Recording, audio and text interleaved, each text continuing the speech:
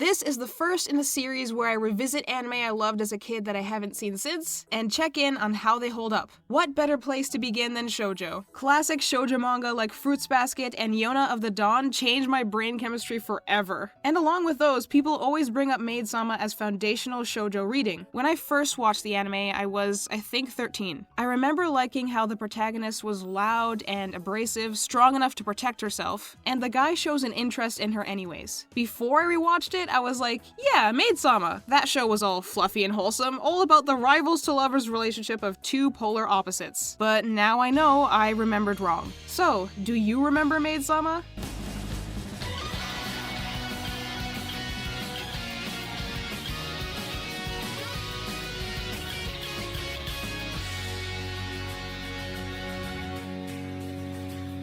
In a predominantly male high school, Misaki is the first female student council president and takes it very seriously. She's a workaholic and perfectionist and forces her high standards on everyone else, especially the boys. She's got this weird rivalry thing going on with Usui, the most popular boy in the school, because of how he makes girls cry by turning down their love confessions. This is pretty much all that's established up until the inciting incident. Neither the manga or anime waste any time getting to the main premise of the story. Misaki has a secret that is doubly taboo. Taboo once because she has a part-time job on top of being a student to support her extremely poor family, and taboo twice because that job is at a frilly, cute, male-pandering maid cafe. She has worked so hard to gain respect as a fierce leader at her school and knows that her reputation is finished if anyone discovers her secret. And what do you know, the first person to find out is Usui, who she hates. But instead of telling anyone, he becomes a regular customer at the maid cafe and soon a major part of Misaki's life.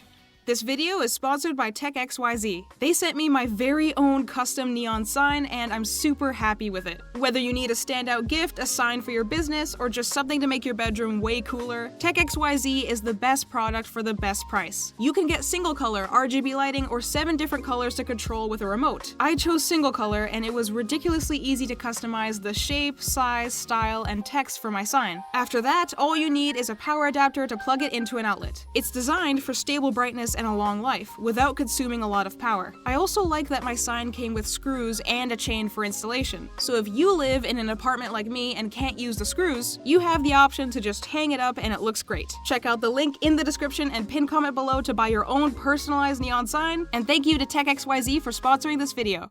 First off, the soundtrack is so good. Hearing the opening song My Secret again, man, it was like something dormant in me was awakened. The various themes that you hear throughout the 26 episodes are also very catchy and fit the tone of the show well. There are plenty of funny and sweet moments. I love those idiots that start out harassing Misaki and completely change as people after one visit to the maid cafe. And Usui and Misaki are cute together. When they are cute together. It's satisfying to see Usui's unrequited love for her slowly become mutual. The best part of Maid-Sama though is without a doubt Misaki. She makes a great protagonist despite her flaws because she learns, and because she remains true to herself. As a kid, I looked up to her and rewatching episode 4 helped me understand why. Aoi, an internet idol and cross-dresser who isn't accepted for his gender expression at school or at home, butts heads with Misaki over her gender expression. He doesn't understand how she can waste her girlish potential by dressing in plain masculine clothes and beating people up all the time. And she replies, "Sorry, but that's just the kind of person I am. And I think it's better to be the person you really are." As people, we shouldn't only be defined or judged based on how closely we align with set gender expectations. Misaki is comfortable with both her feminine and masculine traits and ends up saying exactly what Aoi, and 13-year-old me, needed to hear. This episode and the series as a whole taught me that you shouldn't have to change or hide the parts of yourself that are truly you. Misaki has anger issues and is a serious dumbass when it comes to love, but she's also very likable as a protagonist and potentially even a role model.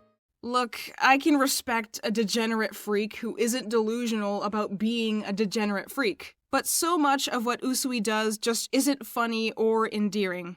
Even when being generous about the time when this anime came out. There's no way his sexual harassment of Misaki is anything but sexual harassment. Sure, a possessive boyfriend was and still is probably the dream for young girls, and they are the target audience here. I'm willing to admit my age is a factor in why I don't enjoy this aspect of a lot of romance anime, but I can think of several male leads in shoujo anime I do enjoy that manage to be that without disregarding the concept of consent. I'm not saying the male romantic interest can't be flawed. I'm saying maybe try not to romanticize sexual assault. In order for me to be invested in a romance anime, I have to want the two leads to get together, and if they are together, I should at least think that they're right for each other. In some ways, I think Usui and Misaki are, and they do have chemistry. But so much of the series is focused on Usui's weird advances and then her yelling a bunch and kicking him into the sun. Basically, the things I like about them as a couple are overshadowed by how uncomfortable all the relentless objectification is to watch. If I lived in the same reality that Misaki lives in, I would also hate all men because damn, it gets repetitive. To show you what I mean, I counted. And 10 out of 26 episodes heavily feature characters other than Usui harassing or objectifying Misaki. Like episode 3, where at work they have Little Sister Day and she has to roleplay as a younger girl so customers can find her more attractive. Or episode 8, where the student council vice president of a rival school attempts to sexually assault her. I get you can only create so much conflict in a slice-of-life high school romance setting, but does every male character have to be a pervert to accomplish that?